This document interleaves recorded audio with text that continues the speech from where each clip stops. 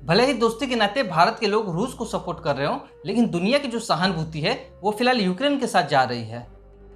कहते हैं जंग सिर्फ हथियारों से नहीं, जज्बों और जज्बातों से भी लड़ी जाती है। इस बात को यूक्रेन ने बिल्कुल सही साबित करके दिखाया है। पर यह कैसे हो सकता है कि जो जंग 3 से 4 दिन में समाप्त हो जानी चाहिए थी, उसका परिणाम युद्ध के 32 दिन बाद भी कुछ नहीं निकला।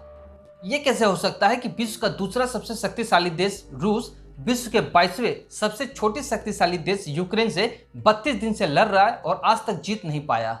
जबकि हथियार बेचने के मामले में रसिया दुनिया का दूसरा सबसे बड़ा देश है और वहीं यूक्रेन जो है वो हथियारों के मामलों में दूसरे देशों पर निर्भर है। दरअसल इसके कई कारण हैं।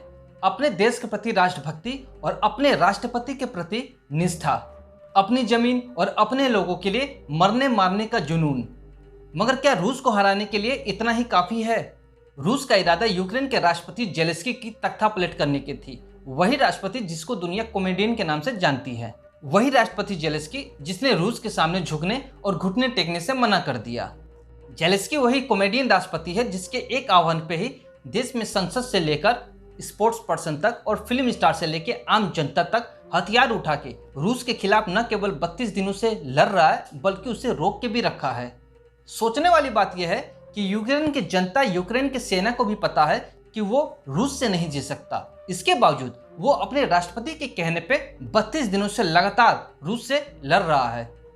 भले ही दुनिया जेलेंस्की को एक कॉमेडियन कह के चिढ़ाते हो, लेकिन 32 दिनों से जो संघर्ष यूक्रेन में चल रहा है, आज भी यूक्रेन की जनता, आज भी यूक्रेन की सेना जो जेलेंस्की को सपोर्ट कर रहा है, जो जेलेंस्की का ऑर्डर मान रहा है, ये इस बात को दर्शाने के लिए काफ़ी है कि जेलेंस्की एक सफल राजनेता है। भले ही वो इस युद्ध को जीत नहीं पाएंगे, मगर लोगों का दिल जीतने में वो कामयाब रहे।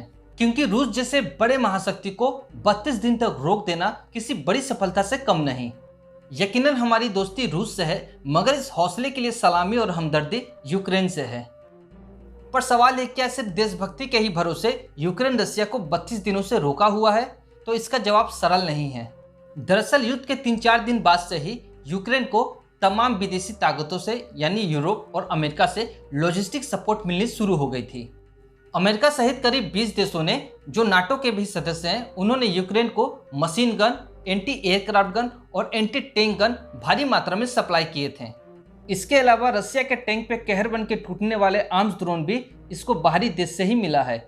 मगर इससे भी खास बात है इंटरनेट और कम्युनिकेशन की वो सुविधा जो इसे एलन मस्क के सैटेलाइट स्टारलिंक से मिल रही है। जब युद्ध होता है तो गोला बारूद के साथ ही आपको कम्युनिकेशन सिस्टम की भी जरूरत पड़ती है। अगर आपके पास कम्युनिकेशन न हो तो आपको ये पता नहीं चलता कि अगला स्टेप क्या लेना है, क्योंकि इससे आपका सीनियर के साथ संपर्क टूट जाता है।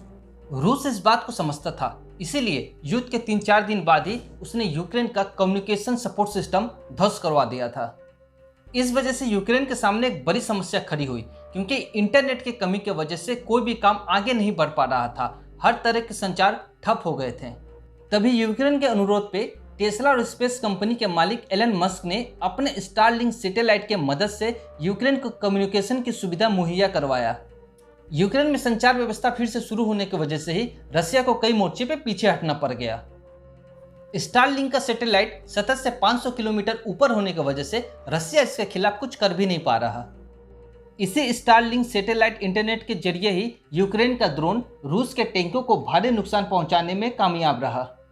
सैटेलाइट इंटरनेट की वजह से ही रूस के हर मूवमेंट का खुलासा यूक्रेन की सेना को बड़ी जल्दी हो रहा है। इसीलिए बहुत कम समय में यूक्रेन रूस के खिलाफ बड़ी रणनीति बनाने में सफल हो रहा है। ऐसा नहीं है कि सैटेलाइट से आने वाले इंटरनेट को रूस बंद नहीं करवा सकता है, मगर इसके लिए रूस को एंटी सैटेलाइट मिसाइल यूज करना पड़ेगा। जैसे युद्ध भूमि में गोला बारूद जितना जरूरी है, उतना ही जरूरी होता है कम्युनिकेशन। अगर आपका कम्युनिकेशन ठप हो गया तो आप जीता हुआ जंग भी हार जाओगे। इसी समस्या से निजात पाने के लिए वैज्ञानिकों ने सैटेलाइट से इंटरनेट लॉन्च किया। वही है स्टारलिंक सैटेलाइट, जिससे आज यूक्रेन को इंटरनेट की सुविधा मिल रही है। लेकिन उसका भी एक तोड़ निकाला गया था। उस तोड़ का नाम है एंटी सैटेलाइट मिसाइल। ये जो मिसाइल है, इसके द्वारा आप किसी भी सैटेलाइट को मार के गिरा सकते हो। दुनिया में 4 ऐसे देश है जिसके पास इस तरह के मिसाइल है। एक है अमेरिका, दूसरा रसिया, तीसरा चीन और चौथा खुद भारत। अब रूस चाहे तो एंटी सैटेलाइट मिसाइल का यूज करके स्टारलिंक के सैटेलाइट को गिरा सकता है, मगर रूस ऐसा करेगा नहीं, क्योंकि इसके 3 वजह हैं। पहला रीजन है अंतर्राष्ट्रीय संधि। अंतर्राष्ट्रीय संधि के अनुसार कोई भी देश दो जगह पे जंग नहीं लड़ सकता। एक है अंटार्कटिका और दूसरा है ब्रह्मांड यानी कि स्पेस। दूसरा कारण यह है कि ये जो सैटेलाइट है स्टारलिंक का, वो सतह से 500 किलोमीटर ऊंचे हैं और ऐसे 2100 सैटेलाइट और घूम रहे हैं, यानी रसिया को करीब 2100 मिसाइलों का इस्तेमाल करना पड़ेगा, जो मुमकिन नहीं है। तीसरा कारण है खुद अमेरिका। ये जो स्टारलिंक सैटेलाइट है, इसका जो ऑनर है एलन मस्क, वो अमेरिकन है, यानी कि नाटो देश का सदस्य है। अगर रसिया इस सैटेलाइट पे हमला करता है तो इसे नाटो सहित अमेरिका पे हमला माना जाएगा। तब हो सकता है जंग का परिणाम कुछ और निकल जाए। इसलिए लगता नहीं कि रसिया एंटी सैटेलाइट मिसाइल का इस्तेमाल करेगा। पर कहते हैं ना, मरता क्या ना करता। अगर पुतिन परमाणु बम इस्तेमाल कर सकते हैं तो उनके लिए एंटी सैटेलाइट मिसाइल यूज करना कोई भी बड़ी बात नहीं। 1950 में अमेरिका ने इस एंटी सैटेलाइट वेपन्स को विकसित किया था रसिया के साथ मिलकर। फिर रसिया ने 1965 में इसी मिसाइल को थोड़ा अपग्रेड कर दिया। 2007 में चाइना ने इसी मिसाइल का सफलतापूर्वक परीक्षण किया था और भारत 2019 में शक्ति के नाम से एंटी सैटेलाइट मिसाइल का सफल परीक्षण करके विश्व का चौथा देश बन गया। वैसे स्टारलिंक जो सैटेलाइट सिस्टम है वो डायरेक्ट काम नहीं करती, उसके लिए सरकार के साथ स्कीम सेट करना पड़ता है और उसका एक एप्लीकेशन आता है स्टारलिंक नाम का। यूक्रेन में सबसे ज़्यादा स्टारलिंक नाम का यही एप्लीकेशन को डाउनलोड करके वाईफाई के द्वारा इंटरनेट को चलाया जा रहा है। तो दोस्तों, आज के वीडियो के लिए इतना ही। मिलेंगे अगले वीडियो में, तब तक के लिए जय हिंद।